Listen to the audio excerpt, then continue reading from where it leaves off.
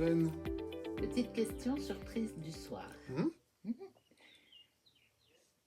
Qu'est-ce que c'est pour toi qu'être en contact avec la nature? Pour la première chose qui me vient, c'est de respirer la nature. Pour respirer la nature, il faut être présent et à l'écoute de la nature. En quoi est-ce important?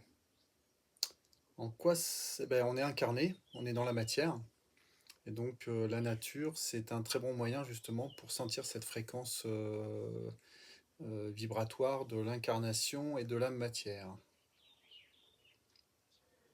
Donc sentir les odeurs, écouter, utiliser les cinq sens hein, en fait, hein, même le toucher. Quand on se balade dans les bois, sentir les différents végétaux, les endroits, la pierre.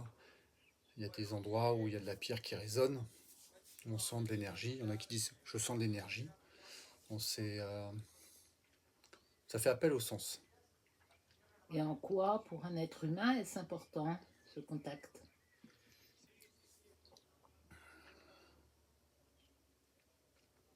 On fait partie de la nature. Donc sentir la nature, c'est aussi se sentir soi-même. On est incarné dans la matière pour vivre des expériences. Ça, c'est mon sentiment. Et plus on est ancré dans la matière, en conscience, et plus on est stable et on peut vivre cette incarnation plus facilement. Actuellement, l'énergie bouge beaucoup. Se cadrer avec la fréquence terrestre, la vibration, c'est aussi une forme de protection. Est-ce que tu as vécu des expériences où tu as ressenti cette synchronisation avec la nature? J'ai vécu plusieurs expériences. La première qui me vient, c'est mon expérience avec un arbre. De me brancher physiquement avec cet arbre et de ressentir les racines et cette pulsation terrestre à travers cet arbre.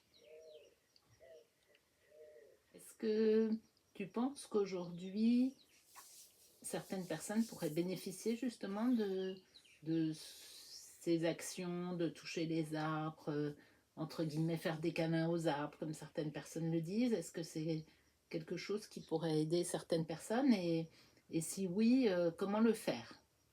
Je n'ai aucun doute sur cette possibilité et le résultat qui va en découler. Cependant, ça demande à être présent et calme. Dans certains cas, il vaut mieux d'abord faire des exercices pour faire circuler l'énergie, évacuer certaines émotions, pour pouvoir justement mieux se connecter à la nature, que ce soit par rapport à un arbre ou par rapport à une pierre.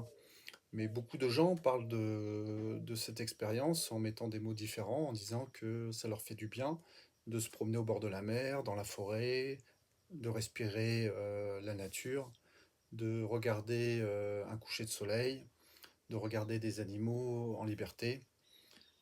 Donc ils vivent déjà cette expérience. Il suffit de le faire en conscience et de poser des mots. Est-ce que tu pourrais, par exemple, nous expliquer comment se connecter à un arbre? Alors, il y a plusieurs étapes. La première étape, c'est de demander et de suivre son intuition. La deuxième étape, c'est de translater son énergie à l'intérieur du tronc, en tenant l'arbre. On a beaucoup besoin d'avoir ce sentiment physique, mais on peut le faire aussi à distance. Euh, et de respirer calmement. Alors j'utilise beaucoup la cohérence cardiaque, on parlera peut-être à un moment donné dans une vidéo de la cohérence cardiaque, mais ça permet justement de retrouver un calme sur tous les cycles, de mieux se centrer, d'être mieux ancré. Et une fois qu'on a ce sentiment qu'on a pénétré dans l'arbre, on peut être aidé hein, par une personne qui sait déjà faire. Il ne faut pas hésiter à demander de l'aide. La seule contrainte, c'est les gens qui vont résister parce qu'ils ont peur de vivre cette expérience, ou alors ils sont persuadés que ce n'est pas possible, mais comme beaucoup d'expériences en fait. Hein. Et si on est à l'écoute de son corps et qu'on s'autorise à faire cette expérience, les gens ressortent toujours de cette expérience différents. La petite phrase du jour? Profitez de chaque instant présent en respirant la nature. Merci Olivier.